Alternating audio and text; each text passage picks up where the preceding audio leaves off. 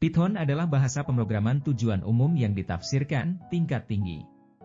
Dibuat oleh Guido van Rossum dan pertama kali dirilis pada tahun 1991, filosofi desain Python menekankan keterbacaan kode.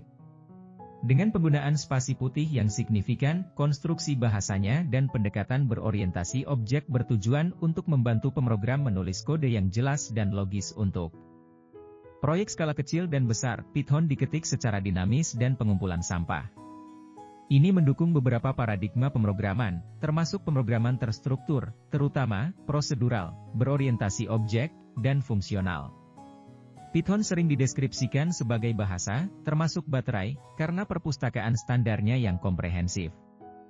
Python dibuat pada akhir 1980-an sebagai penerus bahasa ABC. Python 2.0 dirilis pada tahun 2000, memperkenalkan fitur-fitur seperti pemahaman daftar dan sistem pengumpulan sampah dengan penghitungan referensi. Python 3.0, dirilis pada tahun 2008, adalah revisi utama dari bahasa yang tidak sepenuhnya kompatibel dengan versi sebelumnya. Dan banyak kode Python 2 yang tidak berjalan tanpa modifikasi pada Python 3. Penerjemah Python tersedia untuk banyak sistem operasi. Komunitas pemrogram global mengembangkan dan memelihara CPython, implementasi referensi yang bebas dan sumber terbuka. Sebuah organisasi nirlaba, Python Software Foundation, mengelola dan mengarahkan sumber daya untuk pengembangan Python dan CPython.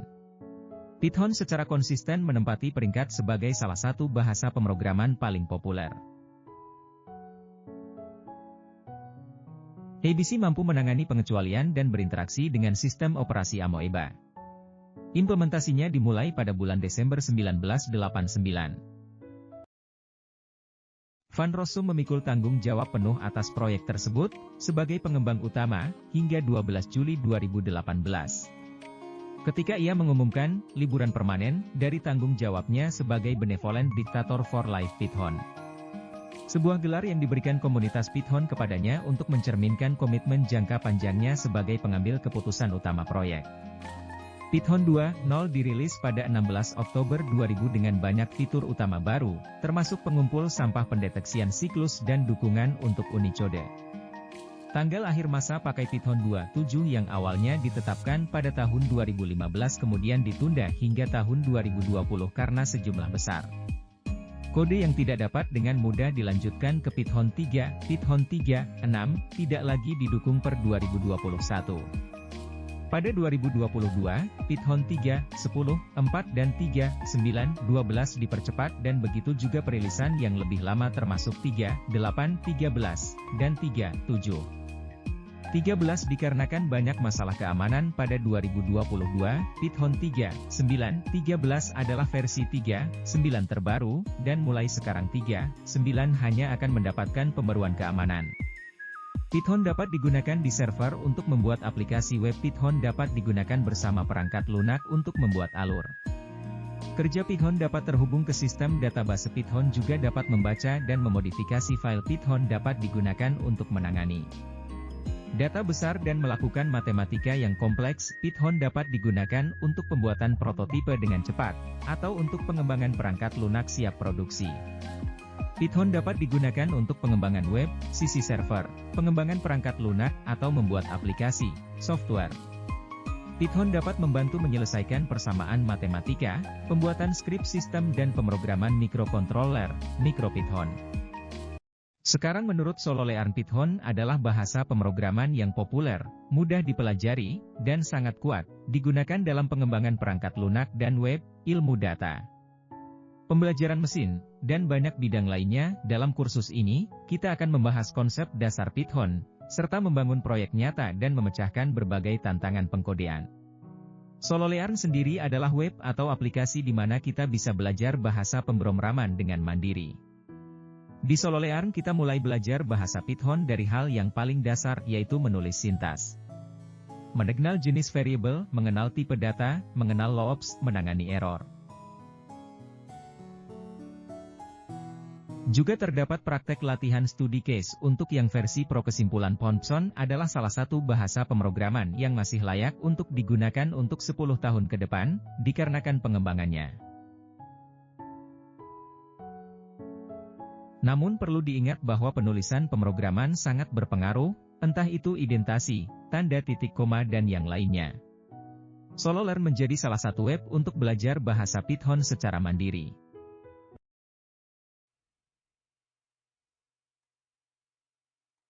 Ya, jadi di sini adalah salah satu contoh program. Sorry, saya pindahin dulu kamera. Ya, salah satu program Python, ya aplikasi Python lah ya. Di sini udah ada kompilernya online, ya kalian bisa cari aja di internet gitu ya. Tes Python online, nanti langsung keluar. Berikut ini tampilan awal gitu ya. Ini tuh contoh programnya gitu ya, awal-awal banget lah. Mari kita belajar sedikit aja gitu ya. Pertama, hashtag di sini itu kan komentar gitu ya, jadi nggak akan dijalankan gitu ya kalau ada hashtag di depannya gitu kan. Yang langsung aja ke sini dev ya, dev lah ya. Dev itu kalau nggak salah singkatan dari definition gitu ya, fungsi gitu. Ini fungsinya apa sih gitu ya dari programnya tuh, yaitu sum gitu ya, sum kalau ditulis nama ya. Sum itu kan kalau di Excel itu kan penjumlahan gitu ya, penjumlahan atau pertambahan gitu ya. Jadi di sini adalah sum A B gitu ya. Jadi ya perjumlahan antara A dengan B ya. Kemudian return ya, nilainya langsung dikembalikan gitu ya, si A tambah B gitu ya. Dan ini nggak boleh ngasal ya ngetiknya. Ini salah spasi sedikit aja bisa salah pak ya. Itulah yang dinamakan indentasi ya. Ini juga titik 2 ya, nggak boleh sampai salah ya. Kemudian langsung ke sini ya, yang baris ketujuh yaitu A sama dengan int. Int di sini itu tipe variabelnya apa gitu ya. Di sini kan bisa dibilang kalau ini mah integer gitu ya, singkatan dari integer. Integer itu apa bang? Integer itu bilangan bulat ya, bilangan angka yang bilangan angka atau pecahan gitu, lupa lah. Bilangan angka atau pecahan lah ya, yang nggak ada komanya lah ya, yang nggak ada komanya. Misalnya 1,1 kalau mau dimasukin nggak bisa. Ini kan integer ya, nanti kita bahas lah ya. Oke, kemudian dalam kurung input berarti user menginputkan angka gitu ya, atau data yang dimasukkan ke komputer berupa angka harusnya ya, nggak bisa huruf ya, kan int ya, integer bilangan pecahan gitu ya, nomor lah, numerik gitu ya gampangnya mah. Kemudian di sini ada komentarnya tambahan gitu ya, enter first number, masukkan nomor pertama gitu ya. Kemudian tutup petik lagi gitu ya buat mengakhiri ininya statementnya. Kemudian jangan lupa kurung tutup gitu ya buat mengakhiri ininya. Ini juga sama kurung tutup. Nah yang B juga sama ya, cuman bedanya nama variabelnya aja. Kalau ini kan yang A gitu ya, ini B gitu ya. Ini data pertama misalnya, ini data kedua gitu ya.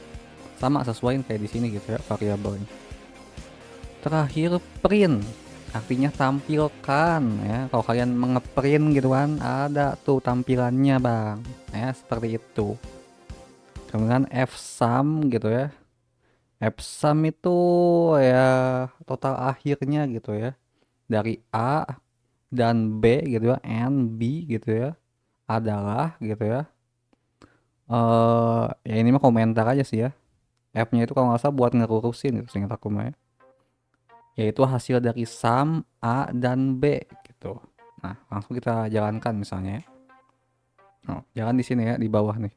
Tuh, enter first number gitu ya.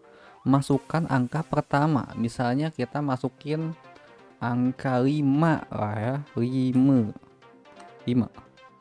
Enter second number, masukkan angka kedua.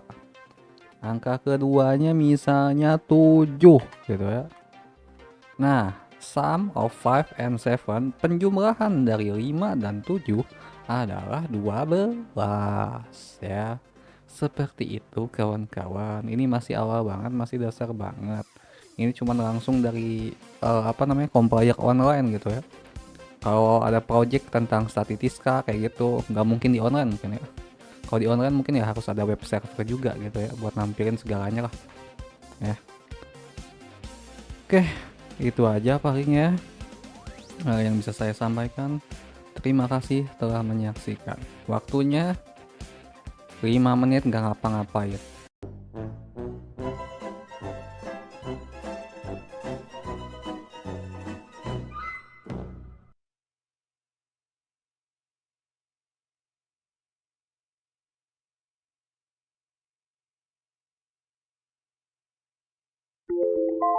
Don, thank you. Sampai jumpa di next video.